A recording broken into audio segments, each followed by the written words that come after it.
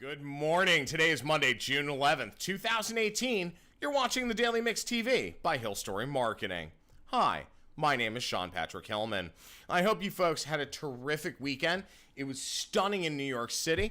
A very good friend of mine named Dabby Carreras is actually running for state assembly. So he was marching yesterday in the Puerto Rican Day Parade in New York City. For any of you who've never seen it, it's one of the most beautiful and stunning examples of pride in one's culture and how to celebrate it appropriately. So the Puerto Rican Day Parade is always beautiful, always filled with such love and passion, great music. God knows those floats are absolutely beautiful. So Dabby was marching yesterday. He was also at the Hispanic Festival on Saturday night up in Spanish Harlem. So I hope you all had a great time. On to today's news. America's priciest cup of coffee, Starbucks, is about to get a little more expensive. They're increasing the price of coffee by 10 to 20 cents in most U.S. stores. As an example, the chain's smallest size, which is called a tall, now costs $1.95 to $2.15 on account of higher operating and sales expenses, according to a spokeswoman from the company. You know, Starbucks just opened about, an additional 2,000 cafes in the U.S. over the last couple of years. So their total comes out above 14,000 stores. That's bigger than McDonald's. Here's why I bring this up. We all know that last month they changed their policy wherein they're allowing anyone to sit in their cafes and use their bathroom, regardless of whether you're a paying customer or not. That's led to a lot of blowback against the chain because people don't want to spend that kind of money for a cup of coffee and walk in and be confronted by, an endless drove of homeless folks, such as what's happening in New York and San Francisco and Seattle and places like that. I personally walked into a Starbucks, for the last time about a week and a half ago, and it was disgusting. I mean, the smell was absolutely egregious. So I just walked out. As you guys know, as I've said before, I'm no longer a Starbucks customer.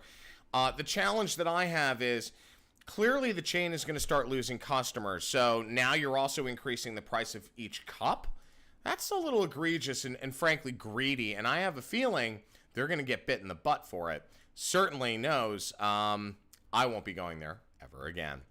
Fear not, pancake fans. The mystery behind the B in IHOP has finally been solved. Formerly known as the International House of Pancakes, last week we talked about the mysterious announcement coming out of IHOP that they were changing their name to IHOB. Well, just this morning, the center of all things breakfast announced that the B does not stand for bacon, it doesn't stand for breakfast, or biscuits. It does, in fact, stand for burgers. This roof, because IHOP has gone from pancake and pancakes to burger and burgers. Woo! Burgers with all natural Black Angus beef. Burgers so burger and good, we're even changing our name to the International House of Burgers. Oh yeah! Oh no! I'm good. Combo starting at $6.99 with unlimited fries at IHOP. As in the International House of Burgers. It's unclear how long this name change will last, but IHOP did confirm this morning that it is temporary and it was intended to promote their 7 new steak burger sandwiches. Now bear in mind, in other words, this was a big stunt. And frankly, one that's gotten a lot of people worked up, which means, frankly, that the objective of this stunt has been achieved. Now, bear one thing in mind. IHOP, since its founding, has always served hamburgers. They're not just breakfast, believe it or not, guys. They do have a lunch and a dinner service, and they do have a full menu for it. This entire platform, this stunt, was created to promote 7 new steak burger sandwiches that they've released. So they've discovered that they need to focus a little more in terms of gaining their revenue. They need to focus a little more on their lunch and dinner service. So, stunts like this can be incredibly powerful so long as you're still keeping within the scope of your brand's DNA. In IHOP's case, they do tend to have a little bit of fun with their marketing. So I'm not surprised by this.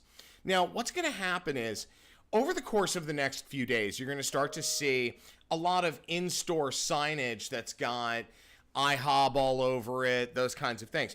The only store that's changing its marquee is their flagship store. And as I said, it's unclear how long that's going to be. Now, anyone who wants to do this kind of stunt, I would caution you. Do not try and replicate this kind of activity. It can backfire if it's not done correctly, especially with a beloved and iconic brand like IHOP. Now, it's hard to believe, but after a 20-year run, Yahoo Messenger will shut down next month, according to parent Oath. Now, while Yahoo nor Oath have a replacement product for Messenger, users will be directed to download the new group messaging app called Yahoo Squirrel, which is currently in beta testing. Now, sadly, Yahoo Messenger is being discontinued as it has faced stiff competition from Facebook's WhatsApp and Messenger, as well as Snapchat and WeChat.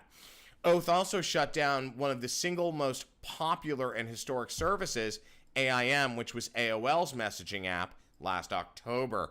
They had a lot of blowback for that one. I mean, AIM got a lot of folks through the early days of the internet in terms of messaging. All of this just goes to show you that if you don't remain relevant or continue to innovate in your space, especially in the tech sector, you'll be the hottest kid on the block one minute and gone the next. After disappearing from shelves for 7 years, it looks like Chipwich is making its triumphant return just in time for summer.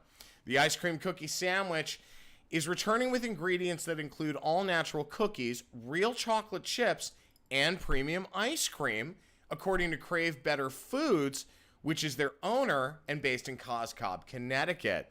Quote, despite its 7-year absence, there remains great affection for the original Chipwich brand. We made good on those memories by bringing back Chipwich with the best possible ingredients. At a time when many novelties rely on overprocessed, cheaper ingredients, Chipwich lets customers enjoy something that is both nostalgic and on trend, according to David Clark, the CEO of Crave Better Foods. You know, at the height of its popularity, this treat was named one of the top 10 iconic snacks in Time magazine. Now, it did disappear back in 2010, 2011, and the newly revamped frozen treat comes with vanilla ice cream, just like it used to, that's sandwiched between 2 chewy chocolate chunk cookies that are then rolled in chocolate chips. Everybody who grew up, at least in my generation, Generation X, remembers the Chipwich. It's going to be available in a 3-sandwich multi-pack that'll retail for about $5, or individually wrapped packages for $1.99 each. And it's going to be available pretty much anywhere. The idea of bringing back Chipwich just in time for summer, brilliant strategy by the folks at Crave Better Foods. I really wish others would follow suit, especially given how cool this announcement is. Sadly, Anthony Bourdain, the chef, author, and television host who grabbed America's attention when he revealed the hard work and hard living of the chefs in restaurant kitchens, died Friday after committing suicide. He was only 61 years old. Bourdain was in France filming an episode of Parts Unknown when he killed himself in his hotel room, according to several news outlets. His close friend and celebrity chef Eric Ripert found Bourdain unresponsive Friday morning. Over the weekend, millions of tributes across the globe poured onto Twitter and Facebook, Snapchat, and Instagram, the likes of which I've never seen, for the chef who brought parts and dishes unknown into our living rooms every week. Obviously, in the wake of Kate Spade's tragic suicide last week, the world is paying much closer attention to its heroes now. I have known myself far too many in my own lifetime who have ended their lives prematurely for one reason or the other. Remember, folks, depression is a serious issue, and with the suicide rate on such a rapid rise, we need to remain vigilant and help when and where we can. If you or someone you know is contemplating suicide, please contact the National Suicide Prevention Lifeline at 1-800-273-8255. Together, we can all make a difference. So, for your friends and family, your coworkers, even just the guy at the newsstand across the street or the woman who works the counter at Duane Reade, do yourselves a favor, ask them how they're doing today, and let them know they have a support system in case they need help. My name is Sean Patrick Hillman. I'm the CEO of hillSTORY Marketing. I'm also the editor-in-chief of the Daily Mix TV. Thanks for watching, guys.